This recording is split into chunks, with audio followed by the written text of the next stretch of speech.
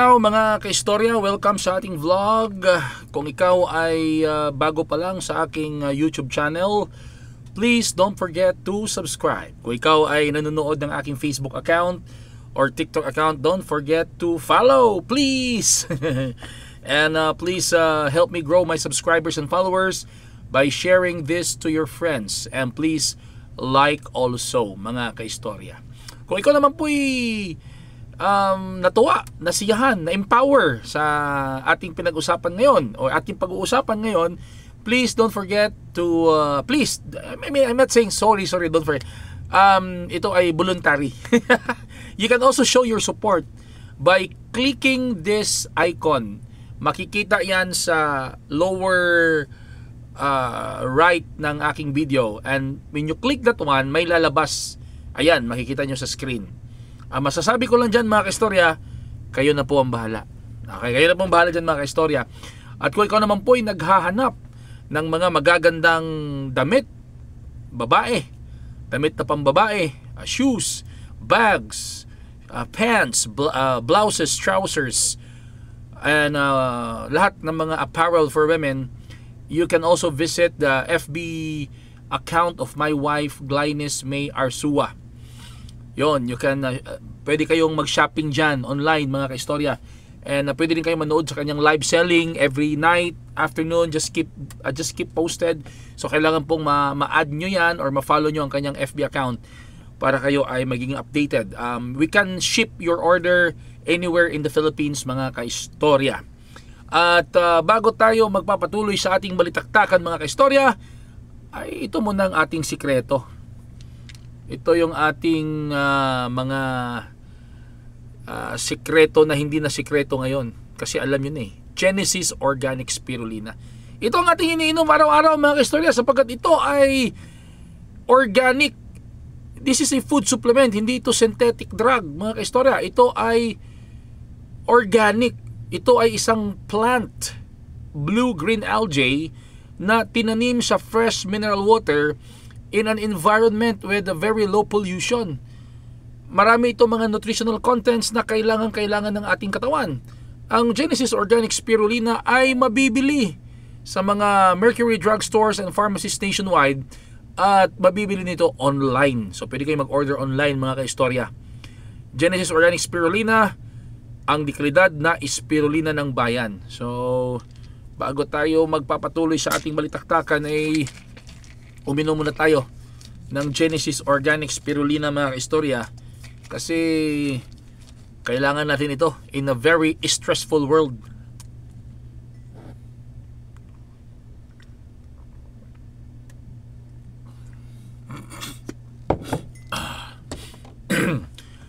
Sa nangyaring impeachment na in-endorse ng House of Representatives sa Senado, kasi nakakuha ng more than 1/3 vote, nasa mga 200 plus, if I'm not mistaken 205 na mga kongresista ang pumirma para ma-endorse sa Senado at masimula na ang impeachment trial against Vice President Sara Duterte.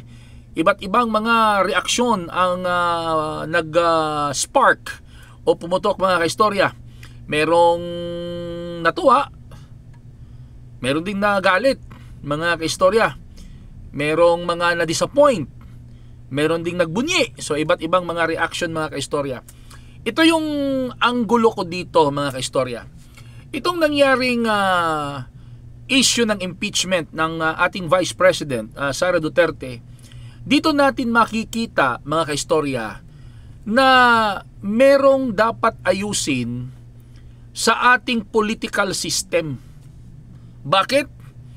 Di ba sinabi ko kanina maraming na-disappoint? Kasi karamihan ng mga pumirma doon sa impeachment against VP Sara Duterte, dati-rati mga kaistorya, ay kaalyado yon ng dating Pangulong Rodrigo Roa Duterte.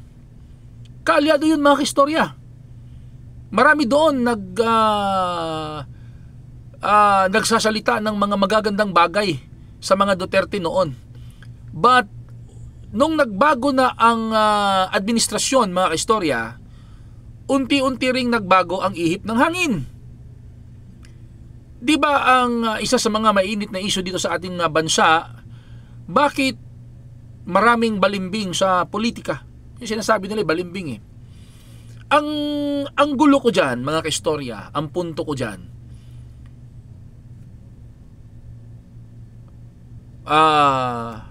sumang-ayon kayo sa akin o hindi, wala akong nakikitang mali sa mga congressman or sa mga senador or sa kahit sinong politiko na bumabaligtad or bumabalimbing. Ang nakikita ko dyan, mga istorya, yung ating political system. It is very, very, very, very, very partisan, mga istorya. It is very ironic, mga istorya, that we are living in a democratic government and yet our politicians are not free to stand on their principles. Bakit, mga kaistorya? Kasi kailangan mo kasing sa sistema, sa kasalukuyang sistema ngayon ng ating gobyerno, kailangan mo kasing sumipsip sa administrasyon. Kailangan mo kasing ipakita na ikaw ay supporter ng current administration. Kahit sino pang maupo dyan, it could be BBM or anybody, kailangan mo talagang dumikit. Otherwise, wala kang project. Because pag makita ng administrasyon na medyo opposition ka, ay nako, less priority ka pagdating sa mga projects. Kapag ka wala kang projects, wala kang masyadong mga programa dyan, kawawa yung distrito mo. Lalong-lalo na sa mga congressman. Lalong-lalo na sa mga congressman, mga kaistorya. Kasi kailangan nila ng pondo para sa mga proyekto at programa ng kanilang distrito. At kapag ka ikaw ay identified na opposition, mahihirapan ka. Maaaring makakuha ka ng mga proyekto pero para kang dumadaan sa butas ng karayom. Kaya mahuhulog na wala kang magiging choice, kundi ang sumang-ayon sa current administration para magkaroon ka ng pondo, magkaroon ka ng mga proyekto at programa sa distrito mo. Kasi kung wala ka namang pondo, wala ka namang programa, wala ka namang proyekto, ay nako, sisingilin ka din naman ng mga constituents mo. Ano bang ginagawa mo dyan sa Kongreso? Wala kaming proyekto dito. Kasi kapag ka-identified ka na opposition, mahihirapan ka talaga. Maging sa pagpasa ng batas. Oo. Maging sa pagpasa ng batas. Meron kang magagandang bill, tapos identified ka na opposition, nako, yung bill mo matutulog lang yan dyan sa Kongreso, mga kaistorya. Yun ang dapat sanang baguhin natin. Yung sistema ng partisan politics dito sa Pilipinas. Yun ang dahilan, mga kaistorya. Bakit tinatawag nyong balimbing ang mga politiko? Pero ang totoo, hindi sila balimbing. Tao sila. Kasi ang balimbing ay prutas. Ang mga congressman ay tao at hindi sila prutas, mga kaistorya. Katulad ng nangyari sa 1st District Representative ng Cagayan de Oro City, si Congressman Lordan Suan, mga kaistorya. Matindi at katakot-takot na mga bash ang kaniyang natanggap pagkatapos niyang pumirma sa impeachment ni Vice President Sara Duterte. Bakit? Kasi before ay nag-express kasi ng suporta si Congressman Suan kay Vice President Sara. Oo. At hindi naman natin ma-deny na mayroong maraming supporters din ng mga Duterte, lalong-lalo na dito sa Mindanao. Kaya nga sa isang radio interview, humingi ng sorry si Congressman Lordan Suan, mga kaistorya. Bakit? Dahil sa pagpirma niya doon sa impeachment. Meron nga silang letter, di ba, na when he signed, meron silang official statement, di ba, na when they signed that impeachment case against VP Sara, it's not because they condemn VP Sara, but they are just following the due process of law na kailangan ding kailangan talagang maipagpatuloy ang impeachment para mabigyan din ng pagkakataon si Vice President Sara Duterte na depensahan ang sarili niya. Yun ang statement nila. At sa isang radio interview, mga istorya, humingi ng sorry si Congressman Lordan Suan doon sa mga constituents niya dito sa Cagayan de Oro City. Kasi kapag hindi niya pinirmahan yung impeachment, mga kaistorya, ang impression sa kanya ng administrasyon, he is part of the opposition. At maaapektuhan yung mga programa, proyekto niya sa Distrito 1 ng Cagayan de Oro City. Which is true, mga kaistorya. Which is true. Pati yung mga ipapasa niyang mga batas, maaapektuhan yun. If you are branded as part of the opposition. Kasi simulat sa poll noon pa man, mga kaistorya, yun talaga ang kalakaran ng politika dito sa Pilipinas. Kung hindi ka makikipag-close sa sinong nakaupo dyan, magiging flower ka sa Kongreso. Mahihirapan ka talaga.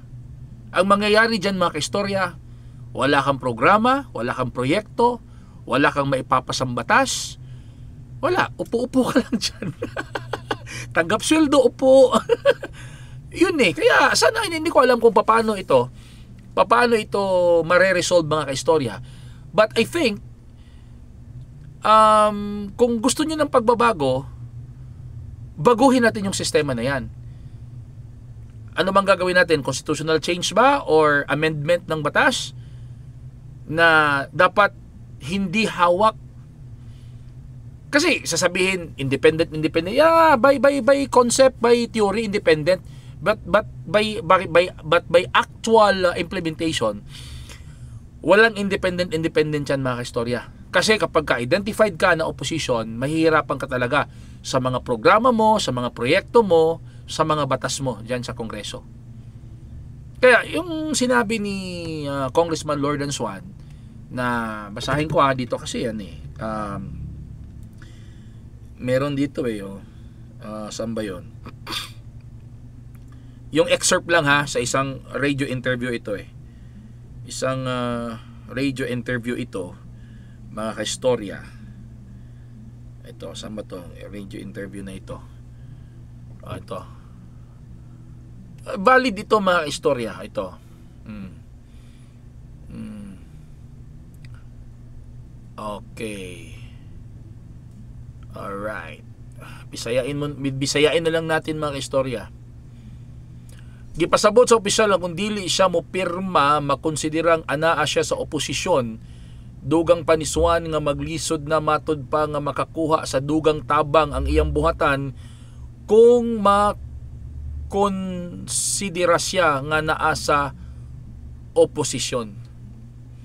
Di ba klaro, mga istorya? Kapag ka makonsider siya na nasa opposition, mahihirapan siyang kumuha ng mga programa at proyekto para sa kanyang distrito. At sino ngayon na maapektuhan, mga kaistorya? Ang kanyang mga constituents. Kahit baligtarin natin ang sitwasyon, mga kaistorya. Kahit baligtarin natin ang sitwasyon. Palagay natin si Vice President Sara Duterte ang presidente. Tapos yung kapatid niya, si Congressman Pulong, ang House Speaker. Ganon pa rin yun. Ganon at ganon pa rin ang mangyayari. Bakit? Dahil sa sistema ng politika natin dito sa Pilipinas. Kaya kung ayaw na natin na magiging ganito ang kalakaran sa ating gobyerno, sa ating politika, dapat mayroong pagbabagong mangyari. Kung ano ang pagbabago na yon, hindi ko na alam. Siguro ang isang nakita ako, mga kaistorya, kasi kapag kasi hawak mo pera, may tinatawag kasi, mga kaistorya, na power of the purse, di ba? Kung sino yung may hawak ng pera, yun ang makapangyarihan eh. He who holds the golden spoon, di ba? May mga ganun na sinasabi mga istorya eh. Siguro yun ang part na yun, baguhin yun. Na kapag ka ikaw ay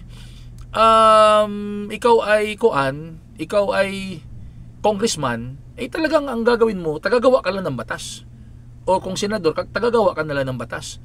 Wala ka ng budget na hahawakan maliban sa sweldo mo at sa mga allowances mo. Yung mga budget ng mga projects diretso na sa mga departments. 'Di ba? Kung halimbawa budget ng health, diretso na sa DOH, budget ng infrastructure, diretso na sa DPWH. O kahit yung mga confidential fund, diretso na sa PNP, diretso na sa Armed Forces of the Philippines. Wala nang hahawakang pera ang mga legislators. Yun ang naisip ko. Pero baka meron pang improvement na pwedeng gawin dyan mga kaistorya. Kasi kung mamamalaging ganyan ang sistema, ganun at ganun pa rin mga kaistorya. Kahit na magpustahan tayo ng kuan. Hindi, joke lang. Walang pustahan mga kaistorya. Hintayin natin ang 2028 mga istorya. Hintayin natin ang 2028. Di ba presidential election yon? Ipalagay na lang nating mababago ang takbo ng hangin. Ang nasa kabilang side naman ang magiging presidente. Sabihin na nating ang magiging presidente ang magiging presidente sa 2028 ay mula sa kampo ng mga Duterte. Tingnan niyo yan mga kaistorya. Itong mga congressman na ito na nag-impeach kay BP Sara, kung andyan pa sila, at itong mga opposition senator na ayaw kay BP Sara, tingnan nyo sa 2028 kung ang magiging presidente ay mula sa kampo ng mga Duterte, di ba mababago ang ihip ng hangin. Ito ang mga pinakaunang susuporta sa kanila. Kasi yun nga mga kaistorya, hawak kasi sa leeg ng administration ang mga congressman.